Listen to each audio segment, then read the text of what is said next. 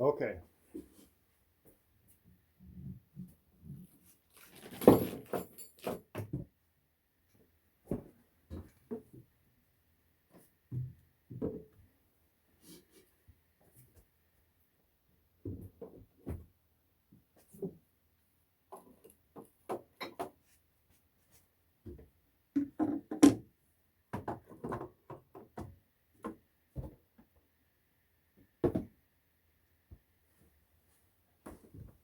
Okay. This now, how am I going to use that live scope up front? That's another mounting question for your live scope. Is something that each angler, open water angler, is wrestling with. Do I connect it to my trolling motor? Do I run it separately? And I've done both, and I don't particularly. I run the Minn Kota Tarova trolling motors on my fishing boats, so wire management or cord management of that live scope can be cumbersome.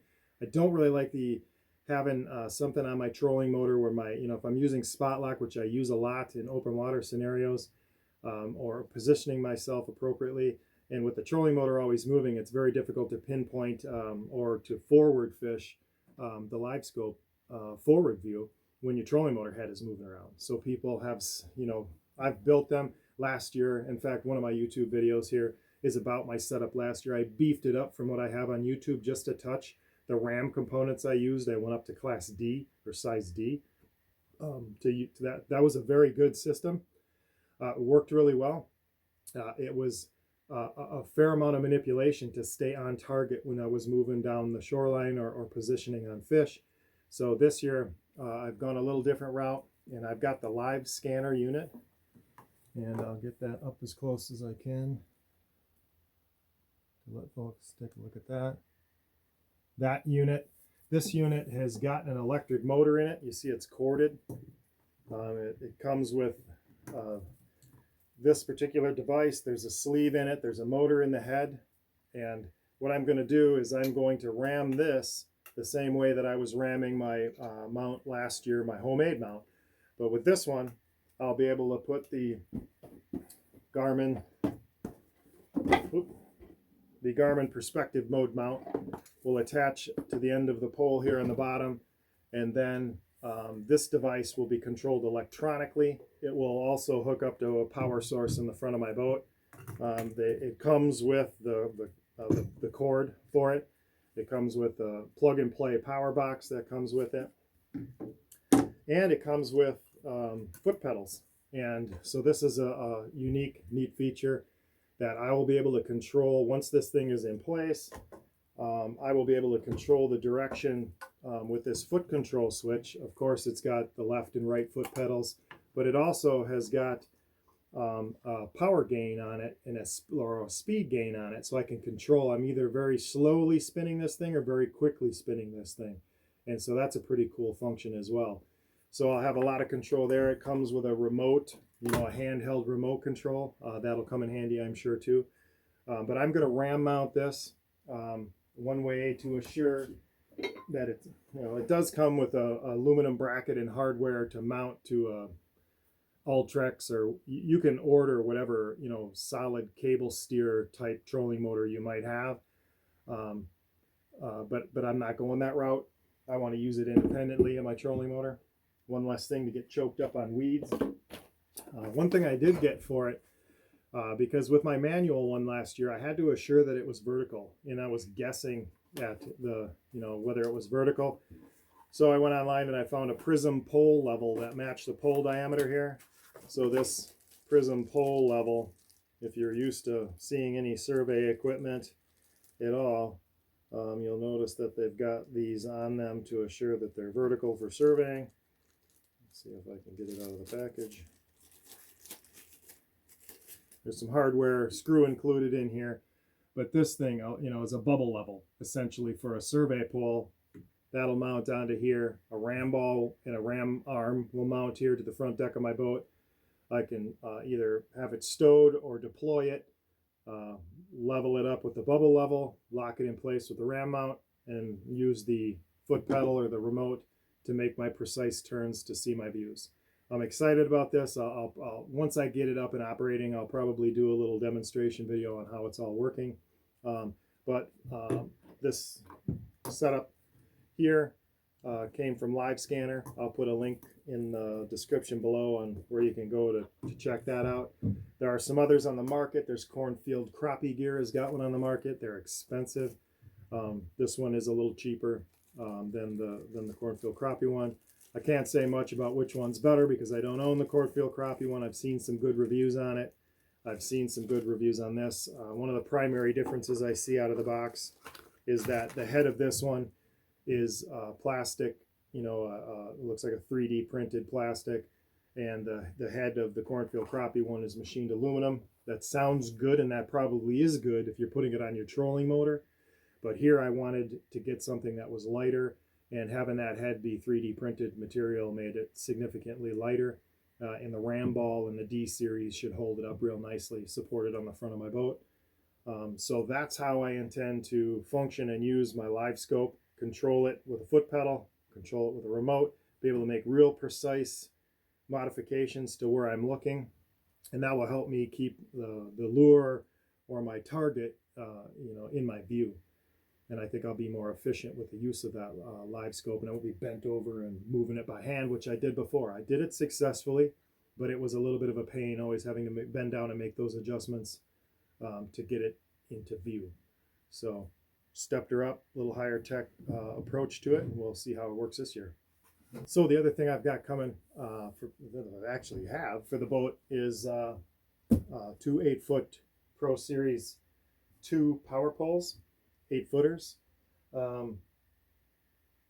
Those power poles then hook up to a bracket that's mounted before the engine is mounted on the transom of my Crestliner Fishhawk. So I'll have one on each side. I can't say enough about this. In the our championship event of the team circuit I fished last year, I used them on every stop all day.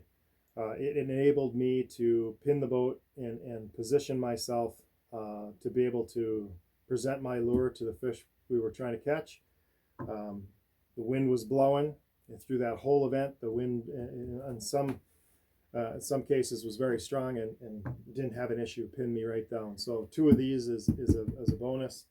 I got the foot switches that come with this that rely on the Sea Monster communication technology. So there's 2, you know, you see them on people's boats where the up and the down arrow for those foot switches. They come with an you know, tethered lanyard switch as well, and then switches for your dash. Another thing I got this year for tournament fishing, you know, and you're there when it's dark, you're loading your boat when it's dark.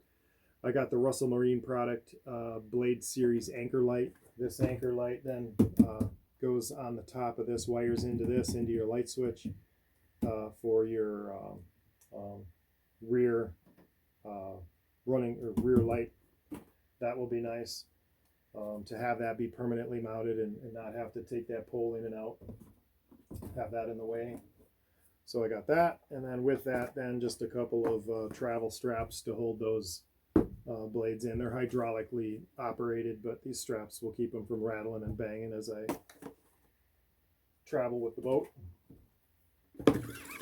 So the last thing is any videos recorded this year. I picked up, and I had this last year too as well, the Garmin Virb Ultra 30 camera. I like it better than the GoPros. It seems to be higher quality to me. Clear voice commands. Okay, Garmin, start recording. Okay, Garmin, stop recording. Hands-free, turning it on and off from recording mode. It comes with a powered mount with it, which is fantastic. Most days I've got that thing in the mount, and with the powered cabled mount, this thing, you're not messing with batteries all day long. So a fantastic unit. It's got image stabilization, so it's got the voice control. It's got live streaming for devices on there. It's got a high sensitivity mic. Just a quality camera to help capture all the good moments. And so that wraps it up. That's the main, I think, heavy duty components that are going to go on the boat this year. I used a Livescope last year. I'm going to make modifications with Livescanner delivery system of that this year. That should be good. I'm networking all my Hummingbirds for the first time. I've not networked them in the past, and it's been, I've made do, but it was a lot of extra synchronization that was required to get all my waypoints on this one and on that one. I'm not afraid to mix up electronics too. I use the best for what I think the purposes are, and so far, the Livescope live sonar is the best on the market. Others are coming out with them. We'll see what they come up with. But Garmin has kind of forged the way on that. It was invaluable for me in a number of tournaments last year that really made the difference between would I have cast over there or would I have not cast over there, or would I have pulled up on a spot jigging before that fish that I saw coming in when I had it in straight up and down. I know it caught me fish that I wouldn't have otherwise caught. I was sponsored by them, so I had a discount on it. They are expensive with the discount, so I get that not everybody has them, but they do make a difference. If you do, they're really kind of, everybody says they're a game changer. They truly are. They changed things for me, forcing me to maybe adapt a little bit and be a little more precise with it. I'm back to Hummingbird Mega Side Imaging. I went to Garmin last year.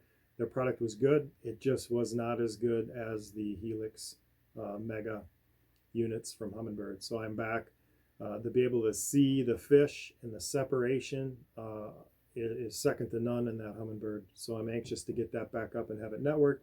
And then really this year, maybe utilizing down imaging better than I have in the past. I'll have that connected up front. So while you've got, Livescope and a connected map, Livescope in whatever direction you need it, and you've got down imaging right next to it. I'm really looking forward to that. I'm going to use the new G2 mounts, the powder coated machined aluminum mounts, and I'm going to use the one that is offset for 2 units, and can fit up I think to 2 12-inch units, and I'll have a 10 and a 7 on it, so it should do an adequate job of that. On the front of that fish hawk will have plenty of elevation, so I won't be bent over with a hurt neck gawking at that screen all day. The way that is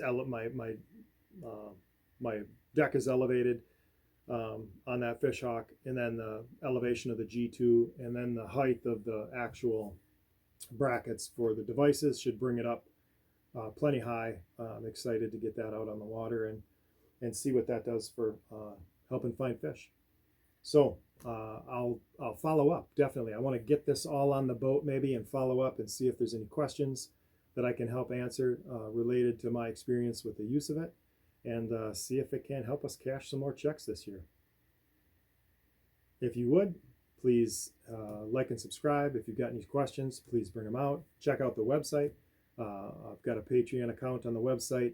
If you're an angler that fishes anywhere in northern Wisconsin, I've got thousands of locations of experienced fish catches over the course of the last 30 years. Would love to be able to share that with people and help them have better experiences on the water. I help my friends all the time, and I would love to help my patrons too as we get out and try to enjoy the outdoors. So please like and subscribe. Any questions below, and we'll talk to you next time.